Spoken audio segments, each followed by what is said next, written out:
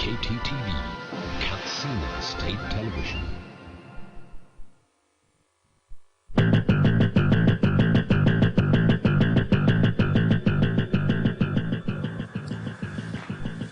On News Tonight, Nigeria's Governors Forum affirms commitment to evolve measures towards restoring peace, stability.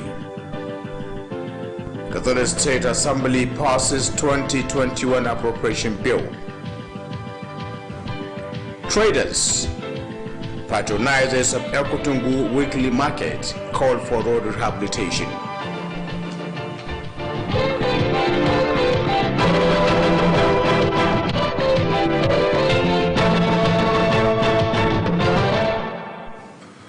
Hello viewers, a very good evening to you. Thanks for joining us on News Tonight. My name is Musa Osman. The Nigerian Governors Forum has reaffirmed commitment to come up with workable measures that will restore peace and stability in the country. The chairman of the forum and also governor of Ekiti State, Kayode Fayemi, started this during a solidarity visit to Governor Aminu Bello-Masari over the successful release of the 340 Vogue and Ghana School Voice.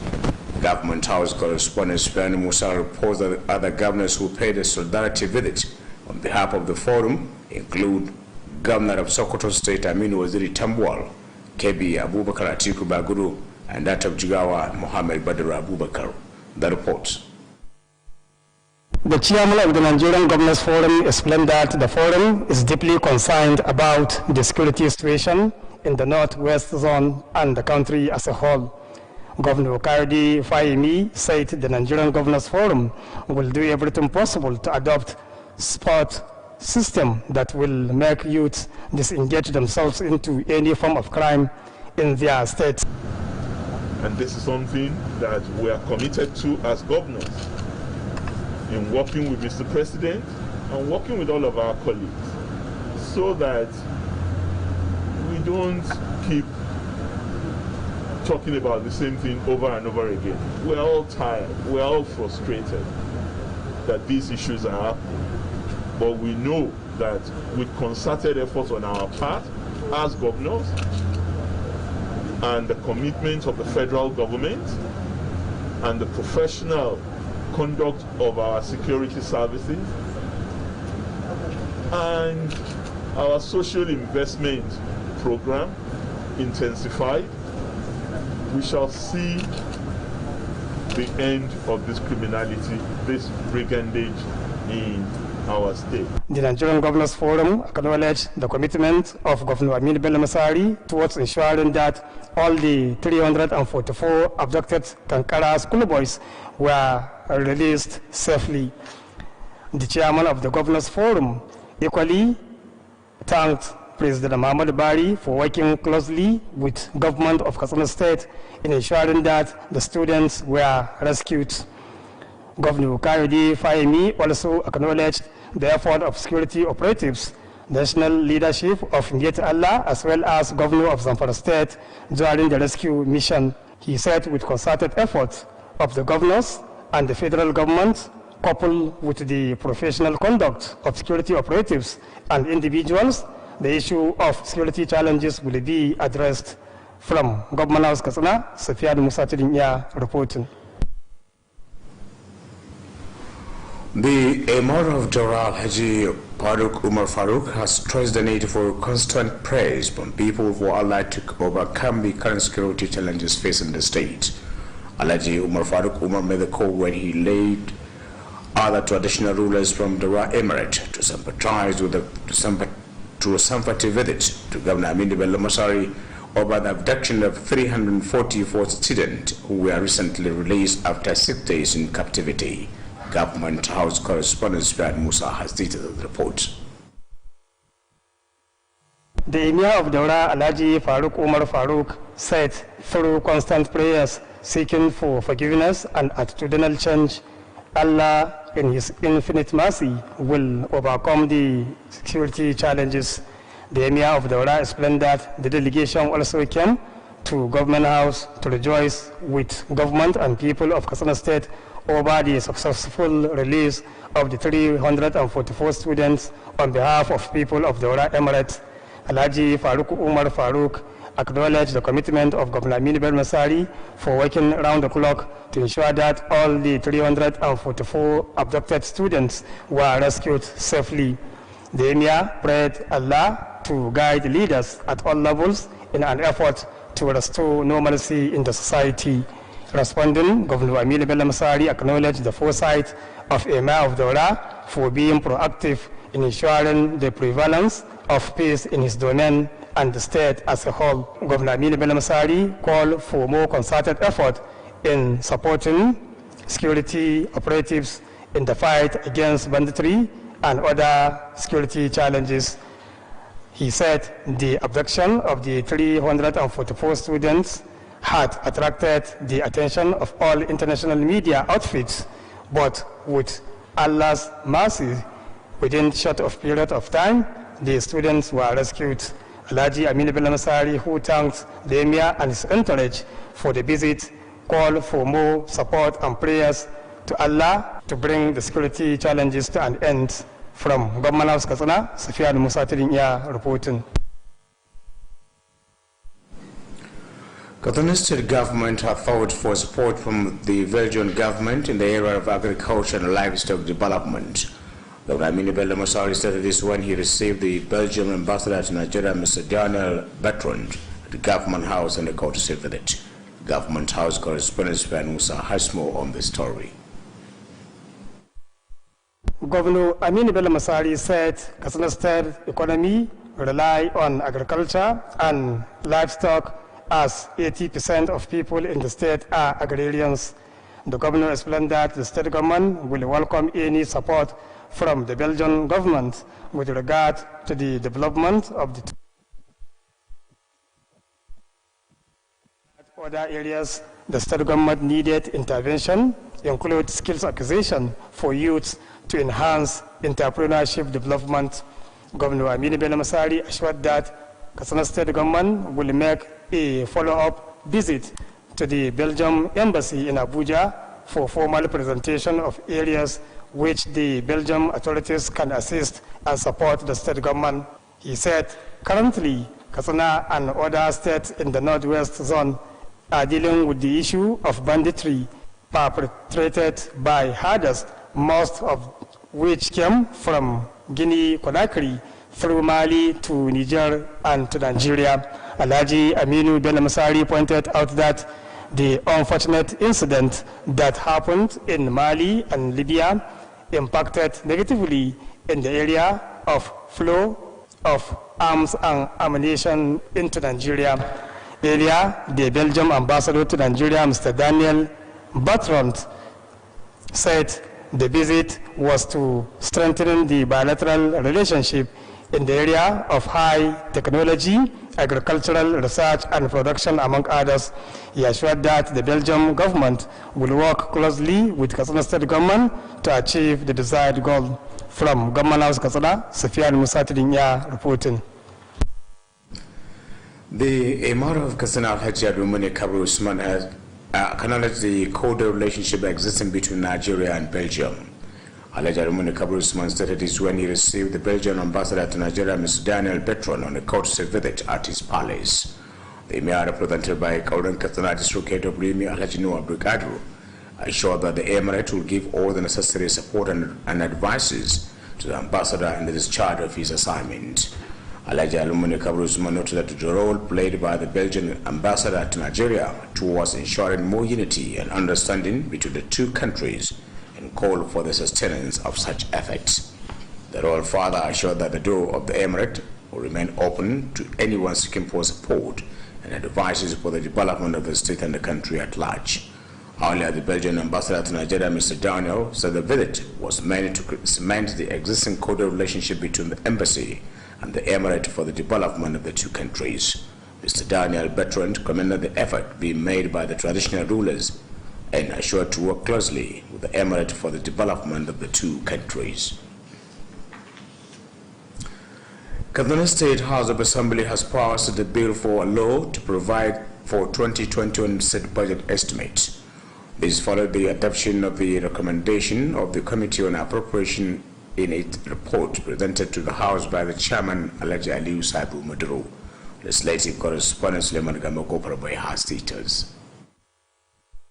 The recommendations include the need for the House to approve the amended recurrent expenditure provision of 88,720,107,025 naira. Similarly, there is the recommendation on the need for approving the amended capital expenditure of 197,917,674,318 naira.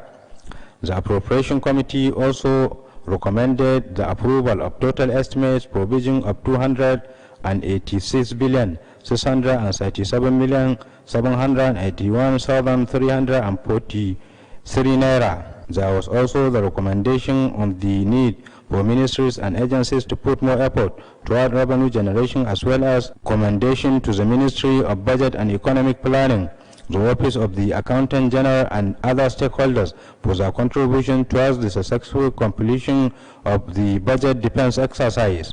Those who contributed during the third reading on the bill are members representing Bori Alhaji San Lawal, Rimi Alhaji Abubakar Suleiman Abukur, Charanchi Alhaji Lawal Isa Kurai, and Paskari Engineer Shehu Dalat Tapoki. Announcing the resolution of the House, the Speaker Alhaji Tasu Musa Maigari directed the clerk to forward a clean copy of the law to the Governor for assent. From Katsina State House of Assembly, Suleiman Gambogo Parbai reporting. Katsina State House of Assembly has passed vote of confidence to President Muhammadu Buhari and Governor Aminu Bello Masari for their efforts in ensuring the rescue of the Kankara school boys abducted by armed bandits. This followed the unanimous adoption of a motion of urgent public importance filed by the member representing Daura Alhaji Nasri Haya. Legislative correspondent Suleiman Gamoko Probay reports. The sponsor of the motion explained that the President and the Governor deserve commendation considering the concern and commitment they have shown in rescuing the 344 abducted students. Alhaji Nasri Haya said the security operatives also need to be commended and encouraged to redouble effort in fighting all forms of insecurity in the state and the country at large. He requested the support of other members of the House for the issuance of commendation letter to the President, Governor, and security agencies to serve as moral booster to them in the fight against insecurity.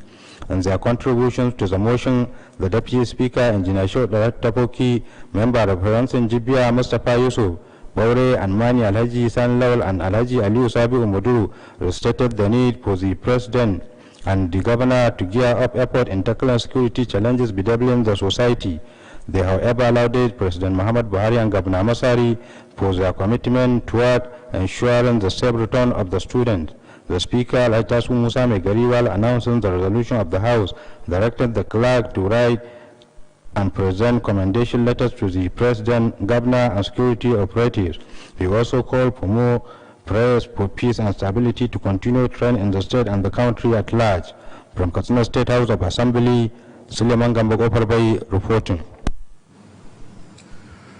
Governor Aminu Bello Masari has launched the disbursement of 350 million naira as loan to 700 cassava farmers across the state. The occasion, which took place at any cluster cassava farm, was attended by stakeholders in agriculture sector and members of farmers' organizations.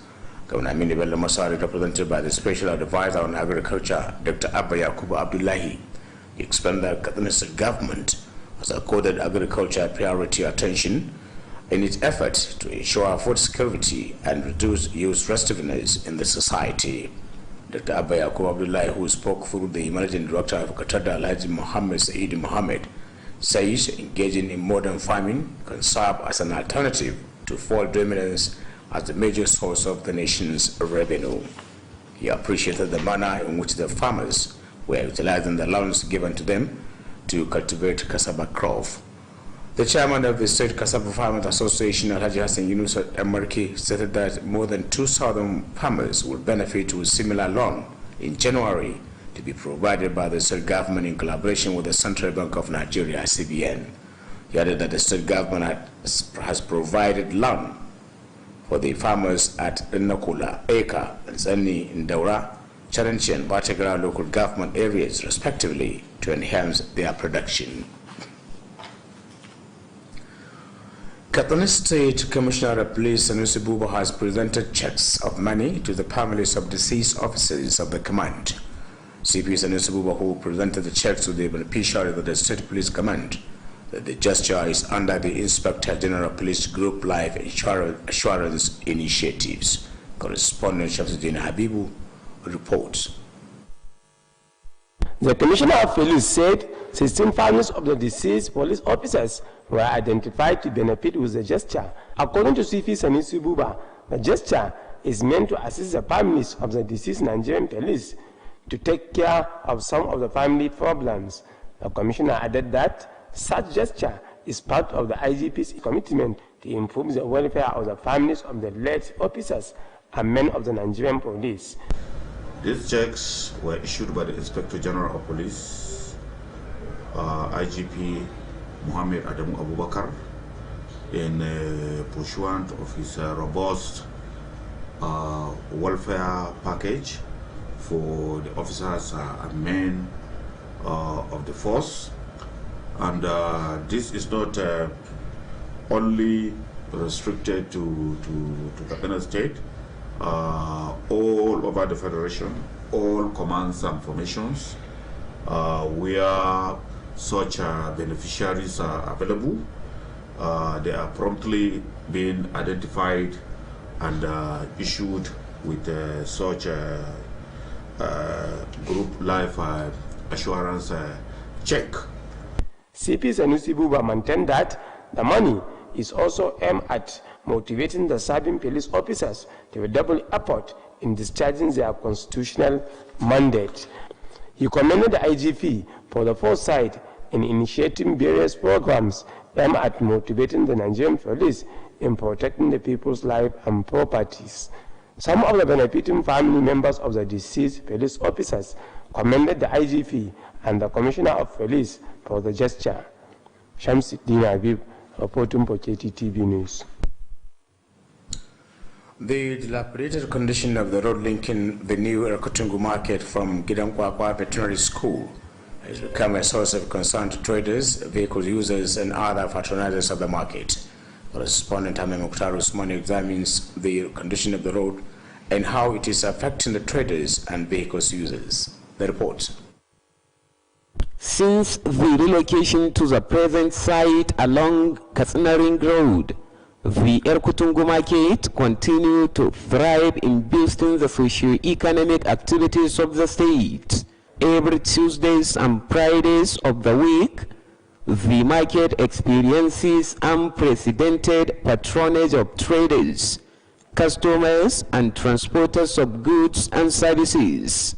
This patronage made the market to be among the revenue-generating place in Katsina. The current situation of the road linking the market is becoming worrisome to the traders and vehicle users visiting the market due to its dilapidated condition. The Katsina State Roads Maintenance Agency, KASROMA, had carried out rehabilitation work on the road from the Dr. Mamman Shatta Open Air Theatre Junction to Gidan Kwakwa Veterinary School, even though the road linked up to the ring road. The termination of the work at the location of the school led other portions of the road to become dilapidated and caused a lot of problems, especially to motorists and tricyclists on market days. The road from the school is the most dilapidated portion, as the vehicles had to zigzag while going to the market. It is against the backdrop that traders and the vehicle users are appealing to authority concerned to rehabilitate the road and provide it with drainages at both sides to avert flow of water to the market. The Erkutungu market is playing a vital role in revenue generation to the government. Hence, the need for the government to ensure the rehabilitation of the road. Ahmad Mukhtar Usman, reporting for KTTV News. With that report, we conclude KTTV News tonight from our news desk. Thanks for watching and stay tuned for the House of Action.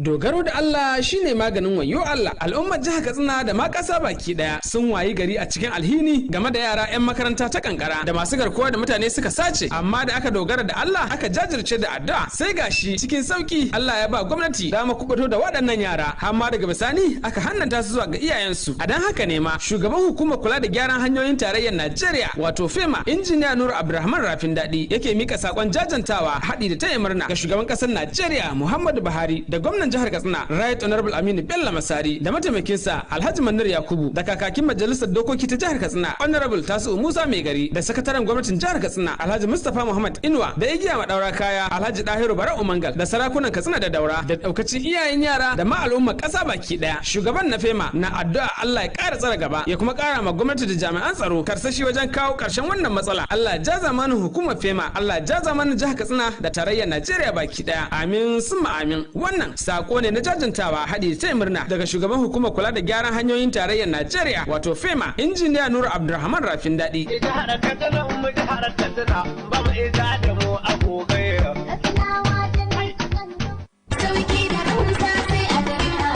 Greenhouse Katsina, cibiyar kasuwanci mai tafiya daidai da zamani. An kawo atamfofi manya da ƙanana, ga lesussuka da material, akwai kuma shadda trouser, ga bangaren jukkuna da takalma na mata da na maza, akwatunan troli, kayan yara 'yan kanti, takalman mata manya da ƙanana, akwai kuma dogayen riguna na mata 'yan kwalisa, akwai shagon waya salula da kayanta, nau'in wayoyin android da masu malatsai na zamani, ga kuma bangaren kayan dinki, sayan ɗaya ko sari, nau'in zarurruka da zubzub, akwai kuma zaren ulu da mata masu aikin saka. Mu leƙa bangaren kayan kicin, za ku ga kuloli da plate da duk wani nau'in kayan kicin ana saidawa. Akwai bangaren awarwaro 'yan kunna da sarka, ga kuma bangaren kayan kamshi nau'i kala-kala. Greenhouse Katsina sun kuma kawo kayan electronics, za ku samu manya da ƙananan fridge, ga kuma TV plasma, generators da fankoki masu ɗaukar caji. Greenhouse Katsina suna nan a titin IBB daura da tsohuwar information daga tsallaken yamma a nan birnin Katsina.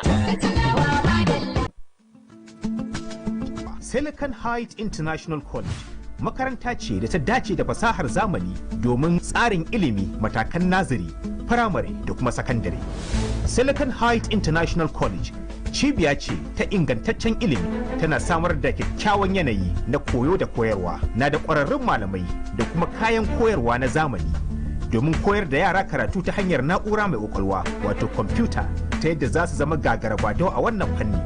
Sashen naziri da firamare ba za su rika amfani da allunan na zamani smart boards ba, sai dai za su rika samun horo ne da na'ura mai ƙwaƙwalwa har sai sun shiga sakandare. Kowane ɗalibin sakandare za a bashi na'ura mai ƙwaƙwalwa ta hannu wato tab. Akwai kuma ɗakin gwaje-gwaje domin samun ingantaccen ilimin kimiyya. Ana sayar da fom na shiga matakan aji 1 zuwa 3 na naziri, da aji 1 zuwa 3 na firamare, da kuma aji 1 zuwa 3 na ƙaramar sakandare a harabar makarantar da ke lamba 1 titin Turaki Sani Stores Commercial Layout, gidan Dawa, Katsina. Ku kawo 'ya'yanku Silicon Heights International College domin samun ingantaccen ilimi. A tuntuɓe mu a waɗannan lambobi. 0803-372567 ko 0905-395-9983 ko 0800-3588-8483 ko kuma adireshinmu na yanar gizo kamar haka: https://www.siliconhide.school.ng ko kuma adireshinmu na email at email.info@siliconhide.school.ng. Iyaye masu bukatar yin rijista, kuna iya rijista a shafin yanar gizo a adireshin da muka bayar.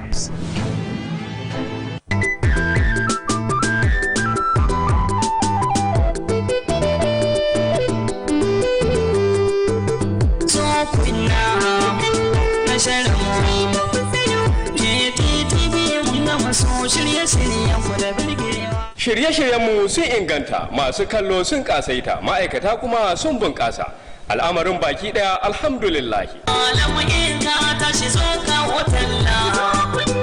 Domin isar da sakonninku na ilmantarwa, faɗakarwa da nishaɗantarwa. Ina ma'aikatu da sassan gwamnati, 'yan siyasa, 'yan kasuwa, masana'antu da masu hannu da shuni. Ku tallata ƙoƙarinku, iyawarku, ƙwarewarku tare da sanarwa abin da za ku yi a tashar taku mai gamsarwa. Shirye-shiryen mu ingantattu na nan suna jiran tallafinku ko ɗaukar nauyi don isar da sako ga jama'ar jihar Katsina. KTTV, tasha mai gamsarwa.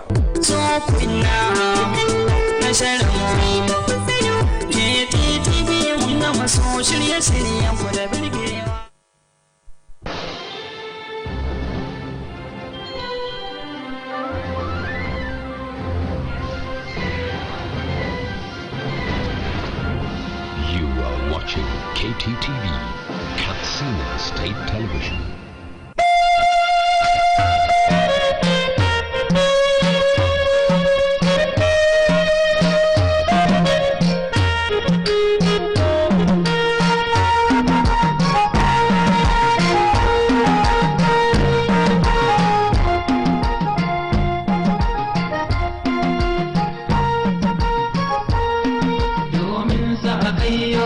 Sararin samaniya da doron kasa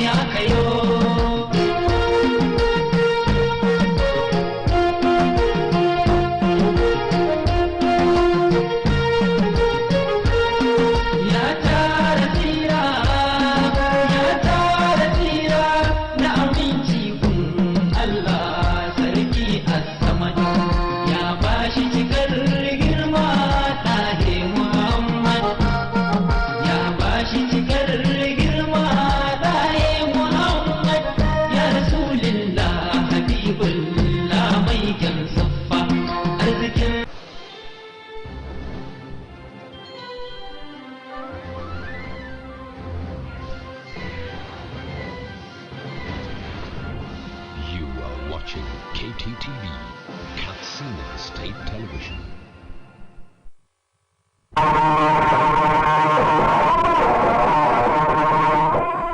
A labaran namu na daren yau, ƙungiyar gwamnonin Najeriya ta da ƙudurinta na bullo da wasu matakai domin samar da zaman lafiya da lumana. Majalisar Dokokin Jihar Katsina ta aiwatar da dokar kasafin kuɗin shekarar 2021. 'Yan kasuwa da masu sayayya a kasuwar Ekutungu sun yi kiran a sake gyara musu hanyar kasuwar.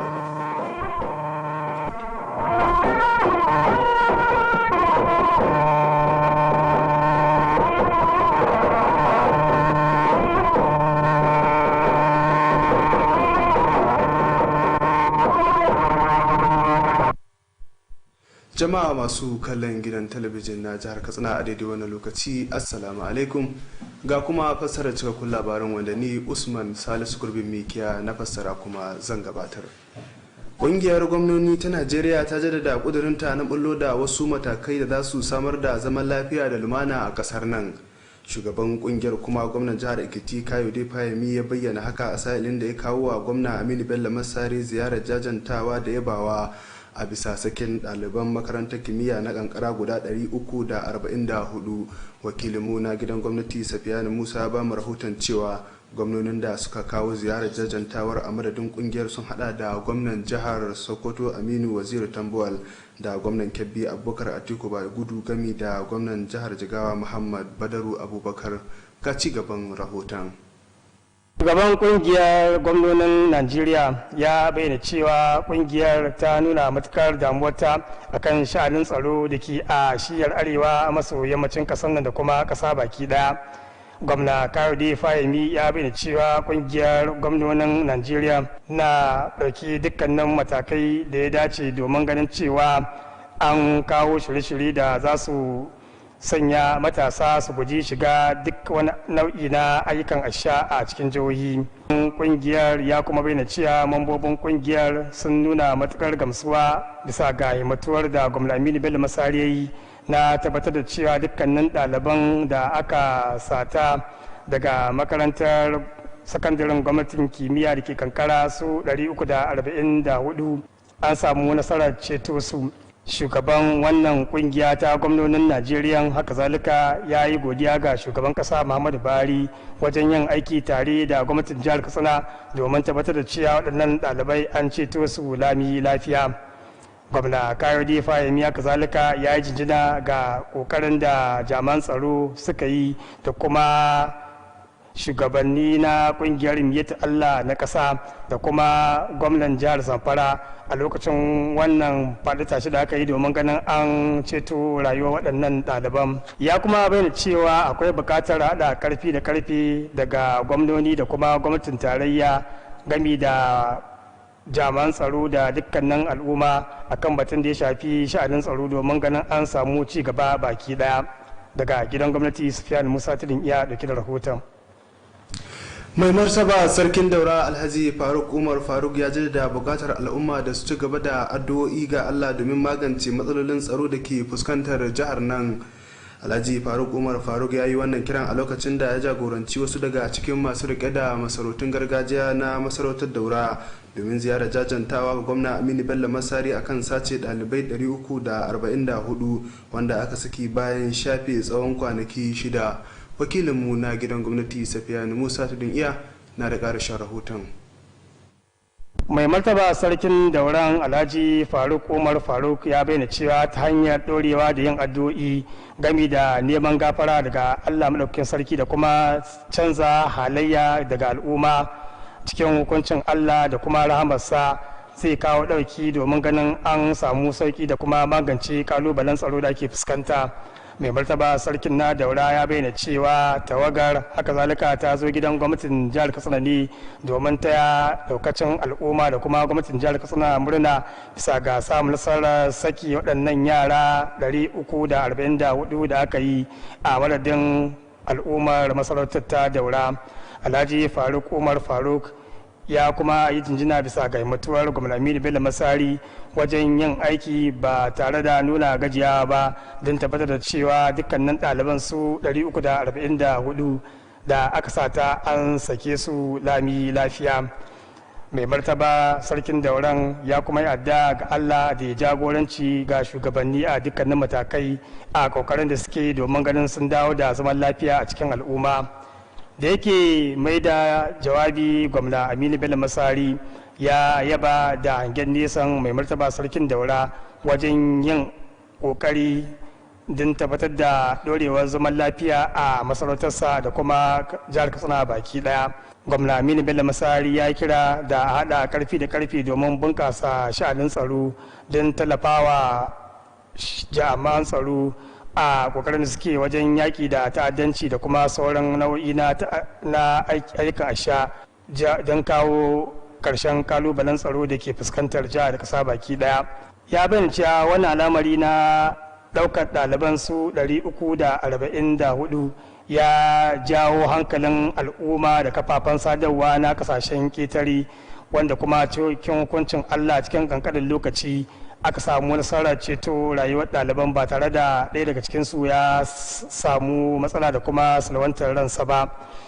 Alhaji Aminu Bello Masari wanda ya yi godiya ga mai martaba sarkin dauran da kuma tawagarsa bisa ga wannan ziyara da suka kawo, ya kuma yi kira da ɗori da ba da goyon baya da kuma yin addu'o'i ga Allah domin Allah ya kawo ƙarshen wannan matsalar kalubalen tsaron da ke fuskantar jihar da kuma ƙasa baki ɗaya.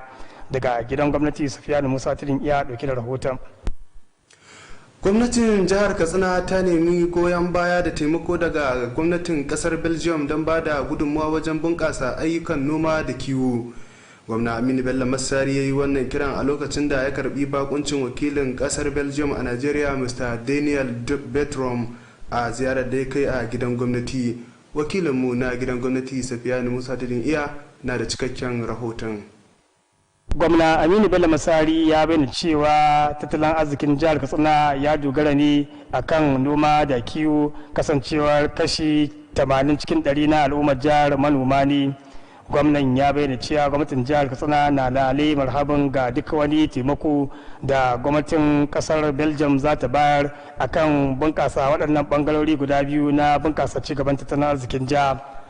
Ya kara da cewa sauran bangarorin da gwamnatin jiha ke bukatar shigowa da kuma taimakon kasar ta Belgium sun hada da bangaren bunkasa ba da horo ga matasa domin bunkasa kanana da matsakaitan sana'o'i tsakanin matasa domin ci gaban jiha baki daya.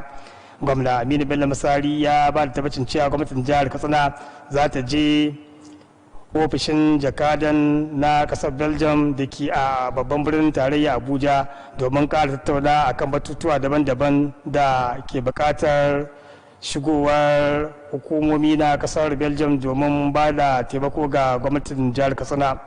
Ya kuma bayyana cewa a halin yanzu jihar Katsina da wasu jihohi da ke cikin arewa maso yammacin ƙasar nan na ta kokari domin ganin an kawo maganin ƙarshe matsalar 'yan bindiga daɗi, wanda hakan ya samu asali ne na shigowar makiyaya wanda akasarinsu sun zo ne daga ƙasar Gini Conakry ta Mali ta kuma Nijar har zuwa nan ƙasar Najeriya. Alhaji Aminu Bello Masari ya yi nuni da cewa mummunan al'amarin da ya afku a ƙasar Mali da kuma Libya na tawaye ya yi mummunan illa wajen shigowa da makamai a cikin Najeriya. tun da farko a jawabinsa jakadan kasar belgium a nan najeriya mr daniel bertrand ya ce ya kawo ziyarar ne domin karfafa siminci da fahimta tsakanin kasar da kuma jihar katsina domin bunƙasa ci gaban bangarori da suka shafi na kimiyya da kuma ayyukan noma da dai sauransu.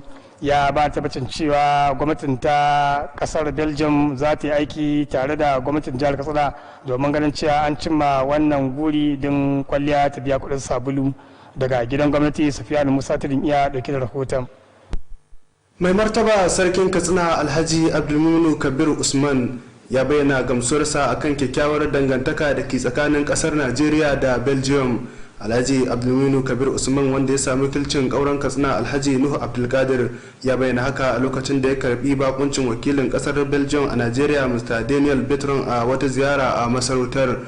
Uban kasar ya bayyana jin daɗin sa akan ziyarar tare da bayar da tabbacin goyon bayan masarautar gami da bayar da shawarwari ga ambasadan domin cimma nasarori.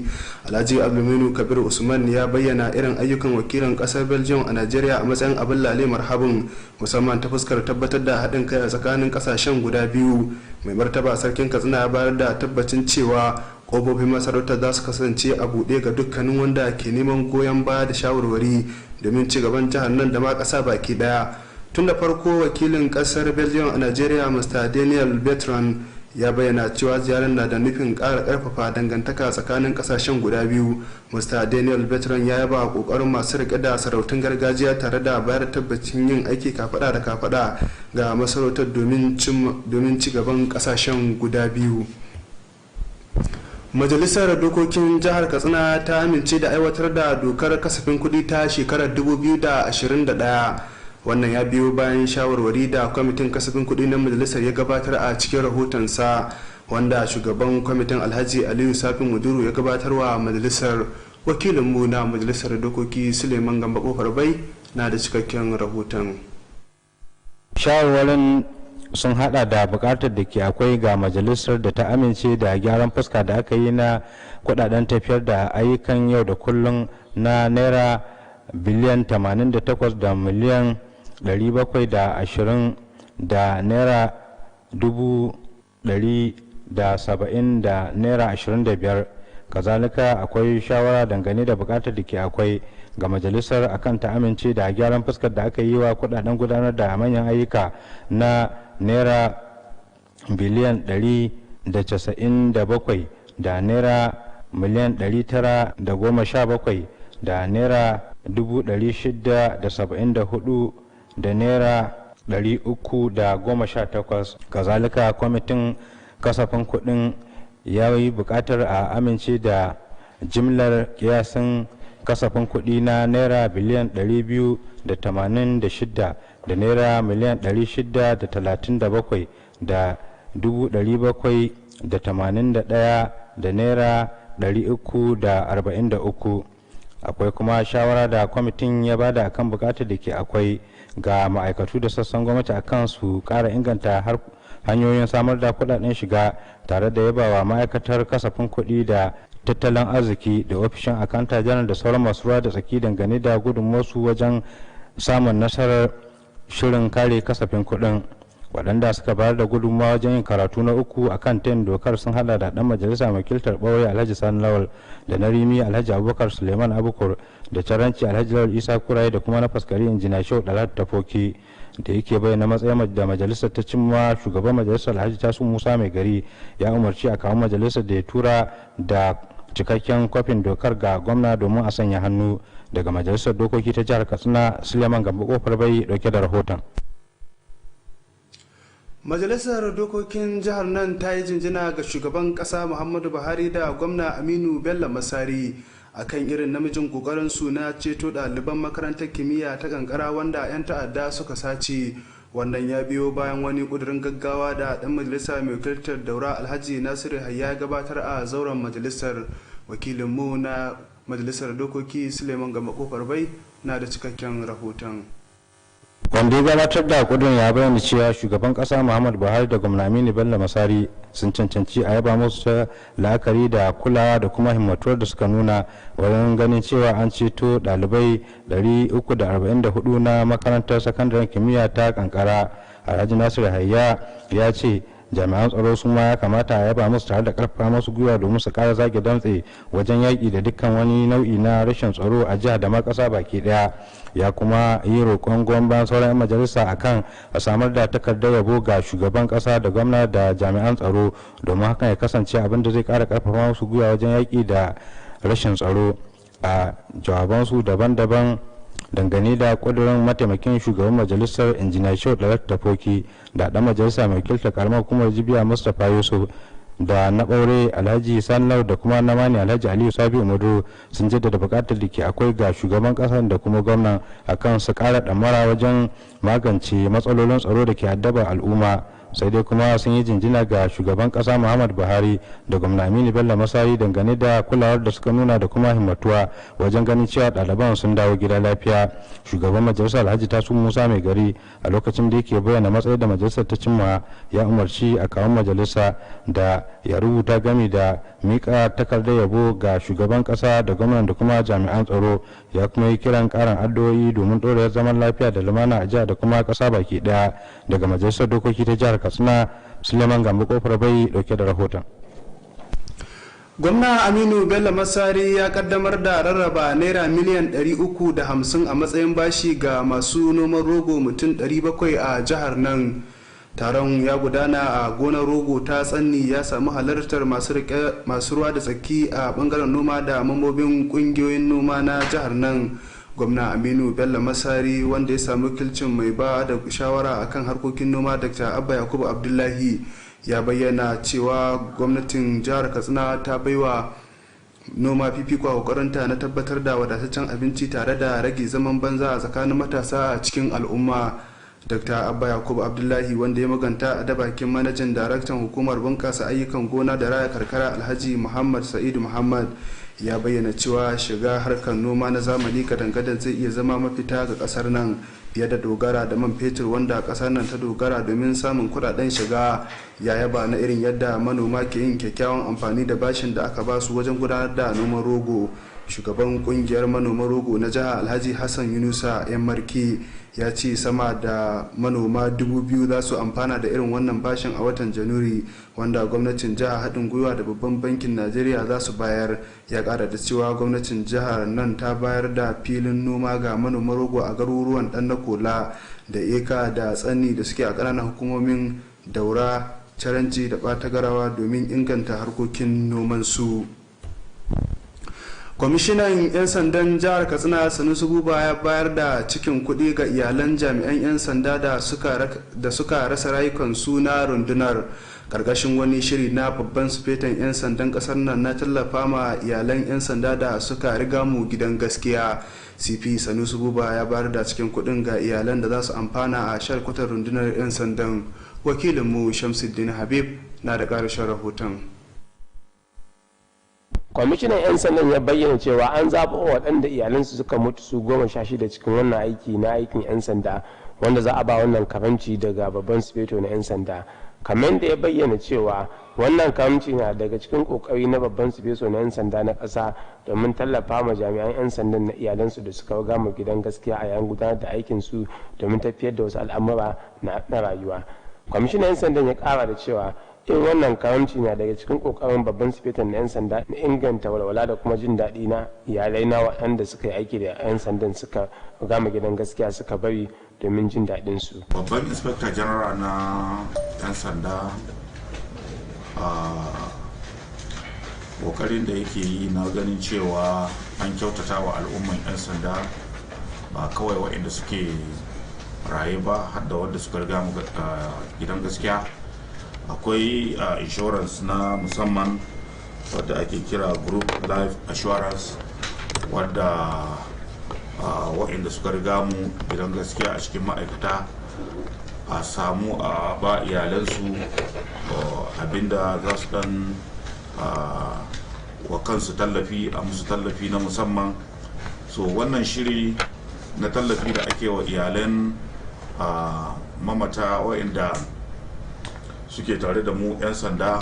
Shiri ne na musamman wadda CP Sanusi Buba ya kara da cewa waɗannan kuɗaɗe da aka ba wannan iyali na da manufa ƙara ƙwarin gwiwa ga jami'an 'yan sanda suke gudanar da aiki a halin yanzu, wanda hakan zai sa su zage damce domin gudanar da aikin da aka ɗora musu. Ya gode wa babban sifeto na 'yan sanda bisa ga wannan hangen nesa na kyakkyau da shirye-shirye da dama da suke da manufan inganta kwazo da kuma ƙarfafa ma 'yan sanda ƙwarin gwiwa wajen kare rayukan mutane da dukiyoyinsu. Wasu daga cikin ahali waɗanda suka amfana da wannan tallafi suka gode wa babban sifetan na 'yan sanda da kuma kwamishinan 'yan sanda na jihar Katsina bisa ga wannan karanci. Karshen rahoton kenan Shamsuddin biyu. Irin yanayin lalacewar hanyar da ta hada sabuwar kasuwar Ekutungu daga makarantar kula da dabbobi ta gidan kwakwa yana ci gaba da zama abin damuwa ga 'yan kasuwa da masu ababen hawa da ke ziyartar kasuwar. Wakilinmu Ahmad Mukhtar Usman ya yi dubi akan yanayin lalacewar hanyar da kuma yadda ta zama kalubale ga 'yan kasuwa da masu ababen hawa. Ga ci gaban rahoton.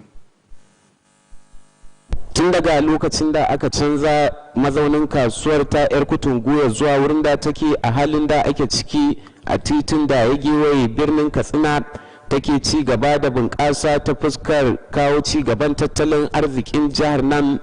A kowace ranar talata da juma'a na kowane mako kasuwar ta 'yar Kutungu na karɓar cinkoso da ya hada da na 'yan kasuwa da masu zuwa sayayyar kayayyaki da masu zirga-zirgar ababen hawa da dai sauransu. Wannan yanayin cinkoso da kasuwar ke samu ya sanya ta kasance a ɗaya daga cikin muhimman wurare da ke samar da kuɗin shiga a cikin birnin Katsina. Haka zalika yanayin da kasuwar take ciki a halin yanzu yana kasancewa wani babban abin damuwa ga 'yan kasuwa da masu amfani da ababen hawa, lura da lalataccen yanayi da hanyar da ke zuwa kasuwar ke ciki. Hukumar kula da gyaran hanyoyi ta jihar Katsina ta dai gudanar da wani aiki na gyaran wannan hanya daga mahaɗar filin wasa na Dr. Mamman Shata zuwa makarantar gidan kwakwa, duk da cewa wannan hanya ta bulle har a babban titin da ya zagaye birnin Katsina. Tsayawar wannan aiki a wurin wannan makaranta ya sanya ɓangarori daban-daban na wannan hanyar suka shiga a cikin wani yanayi wanda ke jaza matsaloli daban-daban ga masu ababen hawa da kuma masu motar kurkura, musamman ma a ranakun kasuwa. Wannan bangare na wannan makaranta dai shine mafi lalacewa a wannan hanya, wanda ya sanya masu amfani da ababen hawa sai sun yi kewaye-kewaye kafin su shigar da kansu a cikin kasuwar ta 'yar Kutungu. A sabili da haka ne 'yan kasuwa da masu amfani da ababen hawa ke roƙo ga hukumar da lamarin ya shafa akan ta gudanar da aikin wannan hanya tare da sama mata da magudanar ruwa a gefe don ganin an shawo kan matsalar kwararowar ruwa a kasuwar. Wannan kasuwa dai ta 'yar Kutungu tana taka muhimmiyar rawa ta fuskar samar da kudaden shiga ga gwamnati. A sabili da haka akwai buƙatar gwamnatin ta tabbatar da an gyara wannan hanya. Ƙarshen rahoton kenan. Ahmad Mukhtar Usman. Masu kallonmu daga wannan rahoto mu kawo ƙarshen labaran namu, amma kada a manta za a iya samun mu a YouTube idan aka danna Katsina State Television Service. Haka zalika za a iya sauke manhajar gidan talabijin idan aka rubuta KTTV Katsina da kananan baki a shafin Play Store domin sauke manhajar gidan talabijin. Haka zalika za ku iya kallon mu da karanta dukkan labarai a shafinmu na Facebook idan aka rubuta Katsina State Television Service. Haka zalika a Twitter @KTTV Katsina. Mu kwana lafiya, Allah ya ba mu albarkacin wannan rana. Amin.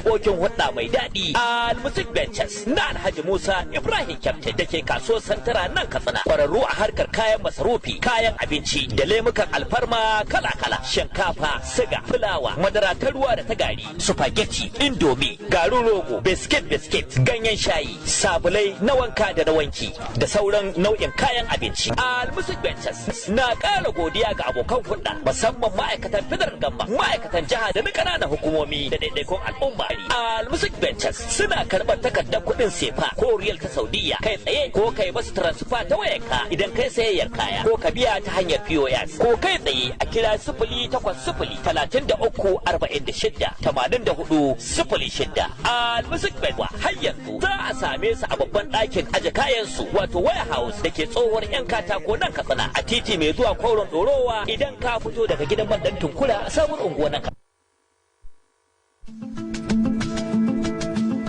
Silicon Heights International College is an ideal automated school system designed for nursery, primary and secondary school with the aim of increasing efficiency and promoting ICT image. Silicon Heights International College, Katsina, is a center of academic excellence. It offers your children a conducive atmosphere for learning.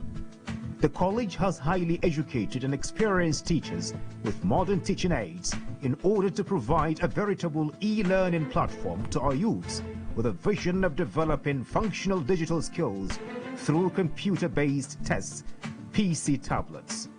The nursery and primary sections will not be using smart boards for classes, but will be having an interactive classroom session where they will be introduced to e-learning gradually as they progress to secondary school. Each secondary school student is entitled to a tab. The sale of admission forms into Nursery 1 to 3, Primary 1 to 3, and JSS 1 to 3 is on at the school premises, number 1 Turakisani Stores Road, Commercial Layout, Hidden Dawa, Katsina. You can contact us at 080-3637-2567 or 090-5395-9983 or 080-3588-8483 or our website address at https:/www.siliconheight.school.ng or our email address at email.info@siliconheight.school.ng. Parents and guardians can register online on the above address.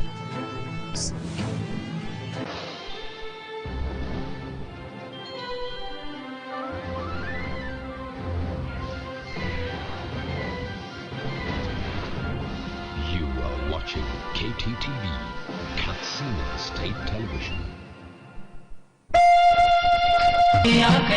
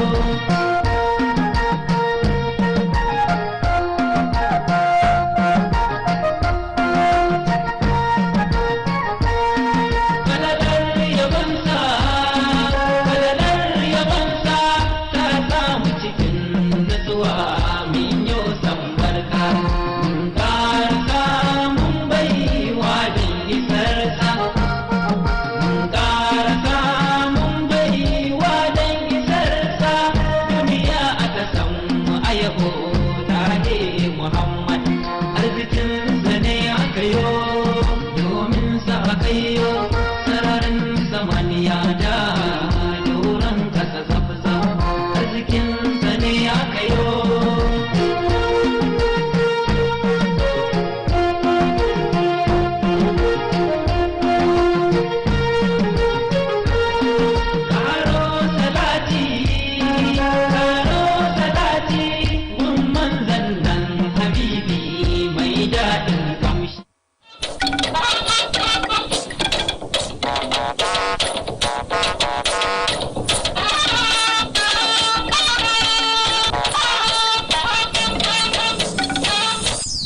This project will create hundreds of direct and indirect employment opportunities for our teeming youth, both skilled and unskilled. President Muhammadu Buhari inaugurates integrated gas handling facility, renews commitment to promoting effective utilization of gas resources. CTF should coordinate the process for planning of the vaccines in a safe, effective, and timely manner. More work for Presidential Task Force on COVID-19 as FCT Task Force commences safety protocols enforcement. Plus, life after abduction. Correspondent interacts with students of Government Science Secondary School, Kankara.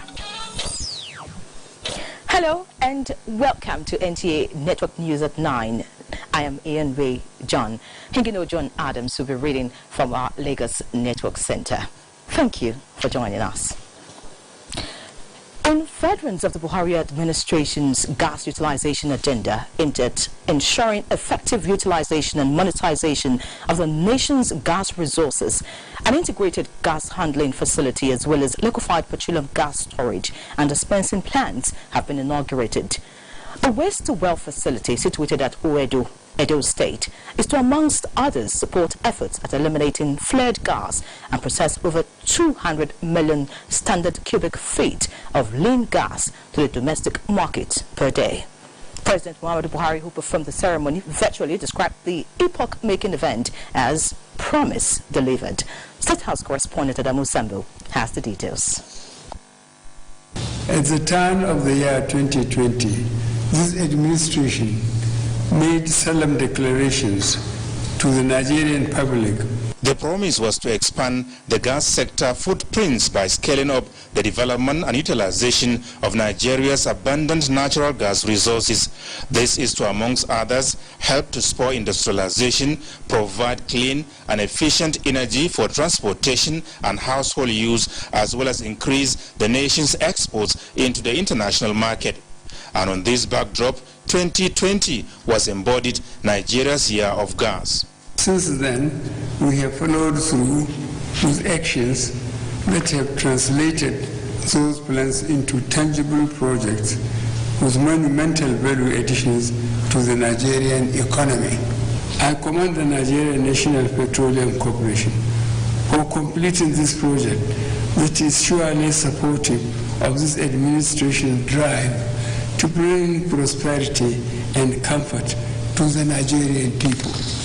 The integrated gas handling facility project will also support the ongoing drive towards providing alternative auto fuel under the Natural Gas Expansion Program initiative. Apart from being the largest onshore liquefied petroleum gas plant in Nigeria, with a potential of supplying about 20% of Nigeria's liquefied petroleum gas demand, the Oredo Integrated Gas Handling Facility will be delivering 240,000 metric tons of commercial-grade liquefied petroleum gas and propane. In addition to its import institution benefits, that brings us a step closer to self-sufficiency in liquefied petroleum gas production and also supporting the growth of small and medium enterprises in the host communities. This project will create hundreds of direct and indirect employment opportunities for our teeming youth, both skilled and unskilled. President Buhari also takes pride in the accomplishments of key gas infrastructure projects like the Obiafu, Obricon Oben, OB3 and Escravos Lagos Pipeline System 2, as well as the flag-off of the construction of the 614-kilometer Ajaokuta, Kaduna, Kano gas pipeline project. From the State House, Adamu Sambu, NTA News. Nigeria has promised to give robust support to the Republic of Niger as the neighboring country prepares for presidential and National Assembly elections later this month. President Muhammadu Buhari made the promise while receiving an audience from Vice President Namadi Sambo, who heads ECOWAS election mission to the West African nation. Again, State House correspondent Adamu Sambo reports that the president also granted audience to former President Goodluck Jonathan on the political situation in the Gambia. Basking in the euphoria of the successes achieved by the ECOWAS in addressing the socio-political situation in the Republic of Mali, former President Goodluck Jonathan, who is a special envoy and mediator of the sub-regional organization to the West African nation, is here for talks with President Muhammadu Buhari. The talks were, however, not on Mali, but the political situation in the Gambia, where incumbent President Adama Barrow, who visited President Muhammadu Buhari early this month, is seeking re-election. Dr. Goodluck Jonathan's engagement with President Muhammadu Buhari lasted about 30 minutes, after which he spoke to NTA News. The president of the Gambia invited us to participate in a little political stalemate bordering on a new constitution. And that I was asked as an extension of the job I've already been doing at the instance of the president and other ECOWAS heads of state. So I came back last night and I will finish our first set of discussions. We'll continue in January. So I just come to brief Mr. President about that because we need to know details about the issues. We are progressing, but we have not concluded. But we are hopeful that we will conclude it properly. What have been the challenges? It's human. They are political. Thank you. Thank you, Mr. President. Similarly, former Vice President Muhammad Namadi Sambo briefed President Muhammadu Buhari on his election mission to the Republic of Niger on the mandate of ECOWAS. He said strategic meetings are already being held with relevant stakeholders. ECOWAS, the former Vice President, promised would ensure peaceful and fair elections in the West African nation despite the current political, legal and security issues. President Muhammadu Buhari applauded the Nigerian leader Muhammadu Isufu for not attempting to tamper with the constitution of his country and elongate his stay in power after serving for the maximum 2 terms. He described the president of Niger, whom he is regularly in touch, as quite decent. Nigeria and Niger share more than 1,400 kilometers of land border, which President Muhammadu Buhari said can only be supervised effectively by God.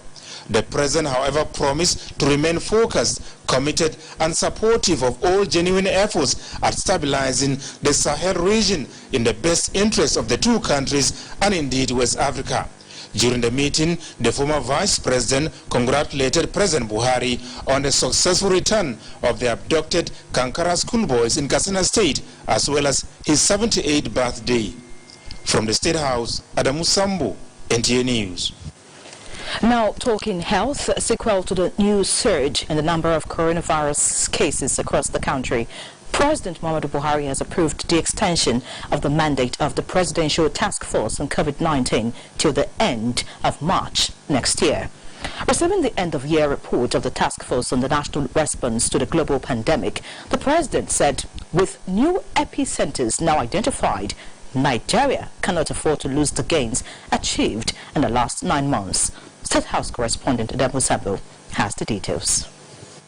The NOVR report submitted by the chairman of the PTF and secretary to the government of the Federation, Boss Mustafa, highlights the challenges encountered in the national response to COVID-19 and lessons learned. These include the urgent need for a dedicated fund to address all pandemics and outbreaks, major reform of the health sector, enhancing the economic sustainability drive, as well as the recovery and preservation of lives and livelihoods. Mr. President, the year 2020 has been very significant to humanity. As we approach 2021, therefore, the Presidential Task Force is recalibrating to enable it to respond to a more effective manner to the new dynamics thrown up by the pandemic as a result of the new wave of infections and the arrival of vaccines.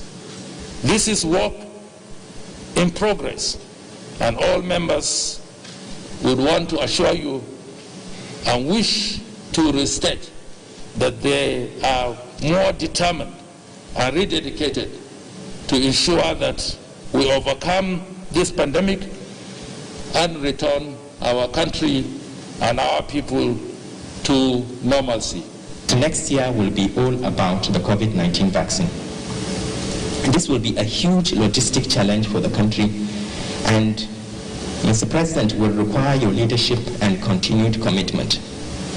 All hands must be on deck to deliver and overcome the challenges of securing the supply of safe and effective vaccines, logistics, and even more importantly, public acceptance of the vaccine.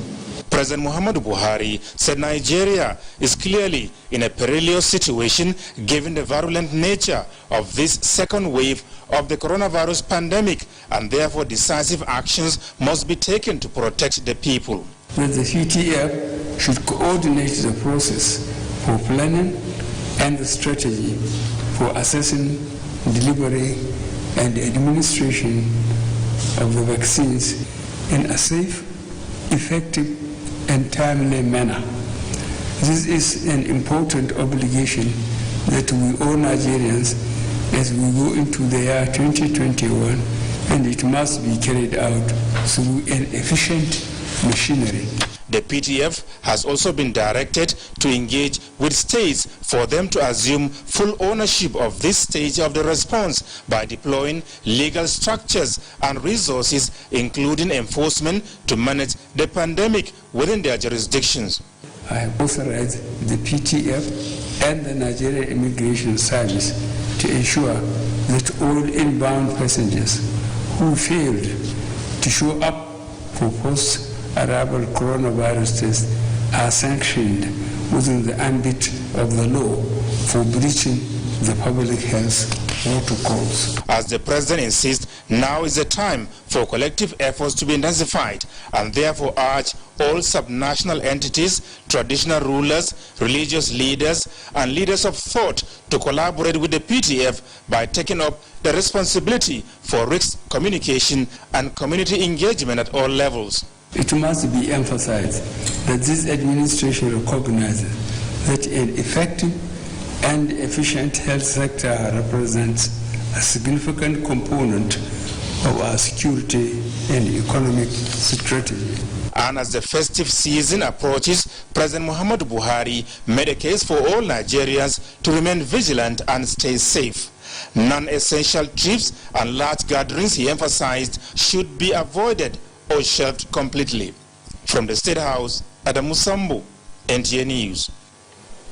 Meanwhile, the head of the Civil Service of the Federation, Dr. Folashade Yemiason, has directed officers on grade level 12 and below to stay at home for a period of 5 weeks, effective Wednesday, 23rd December 2020, and await further directive following the President's approval of the PTF recommendations on COVID-19 second wave. In a statement, Dr. Yemiason says this notwithstanding, the affected officers are expected to perform their duties from home, while officers on grade level 13 and above are to adhere to safety protocols as they resume for daily duty. In line with the PTF's prescription, virtual meetings are encouraged in offices to minimize physical contacts, and permanent secretaries and chief executive officers are expected to sustain the provision and use of necessary amenities in compliance with the existing guidelines to prevent the spread of the pandemic. In addition, security operatives should be directed to demand for staff identification to ensure that they are on grade level 13 and above before granting access to the premises. Permanent secretaries and chief executive officers are hereby enjoined to bring the contents of this circular to the attention of all concerned and ensure compliance. And still on the pandemic, the Federal Capital Territory Ministerial Task Force has commenced enforcement on COVID-19 safety protocol compliance in Abuja. FCT Commissioner of Police Bala Shiroma led the enforcement team on the first day of the exercise. Shaibu Onoze Yakubu tells us more. Now the police are to come on with the police. Yes, you can immediately commence the operation. That permission granted by the FCT Police Commissioner Bala Chiroma signals the commencement of COVID-19 enforcement on safety protocol compliance. The task team, with membership drawn from the various security agencies, swung into action. Wuse Market, Baja Roundabout, and Barnes Plaza were visited, where the team sensitized residents on the need to wear face masks while in public places. Vehicles were impounded, while motorists and other residents not wearing face masks were arrested. We've accosted a lot of people not complying with the COVID protocols. There is a lot of overloading in public transportation. There is no use of the face mask by individuals. If we are to succeed in our efforts to contain the spread of this disease, all hands must be on deck. All the arrested violators were pardoned and impounded vehicles released to their owners on the first day of the enforcement. The exercise will be sustained to ensure residents adhere to the health guidelines on COVID-19. Shuaibu Onoze Yakubu, NTA News. You're watching the Network News at 9 on NTA. Ahead, construction of housing units for IDPs commence across the country. Details in the second part of tonight's news. This day. Are you ready for this? Let me hear you, AJ. Give me some bass. That good for you? Nice, AJ. Bring it out. Double it.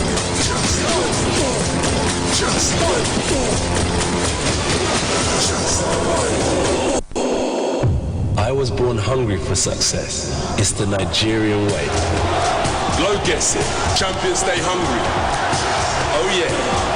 Glow gets it big time. One more for sure. Champions go the distance and then go further. Glow, the heart of a champion.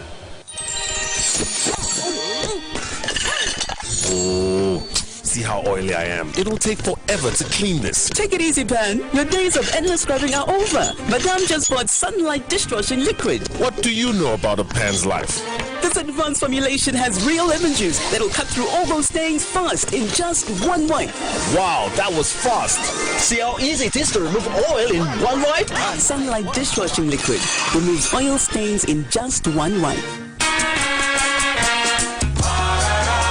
Mama me now won't send money, make me not collect for school. Oh, be now won't withdraw from your account, but you don't carry a card. Hey, Written and go use. Amomo, then go use. Amomo agents, then go use you. 0 won't pay light bill. Plus recharge Go TV. Nishi for no go Miss Telemundo. Tamu no say she won't buy data for phone. Written and go use. Amomo, then go use.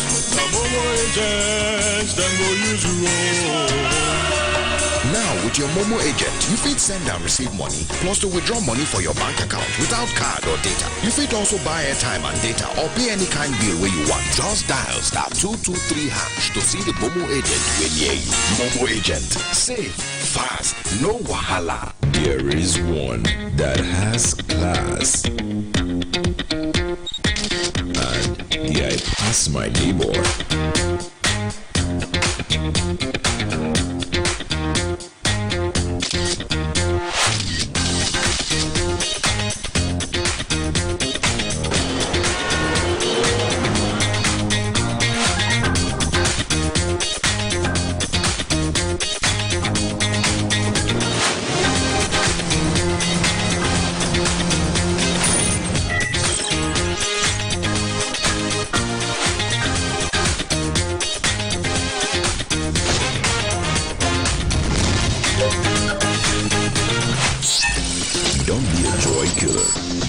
the right gadgets for every moment. Redmi Note 9 Pro. Upgrade your life. Powered by Xiaomi.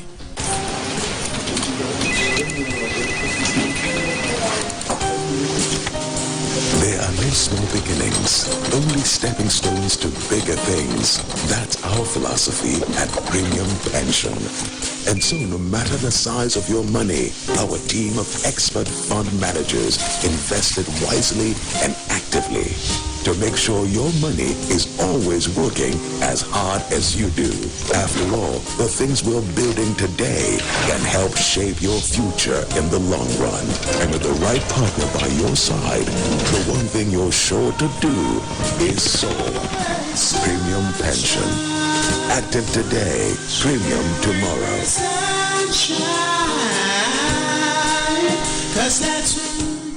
The new Lifebuoy hand sanitizers with 70% alcohol will kill 99.9% of germs.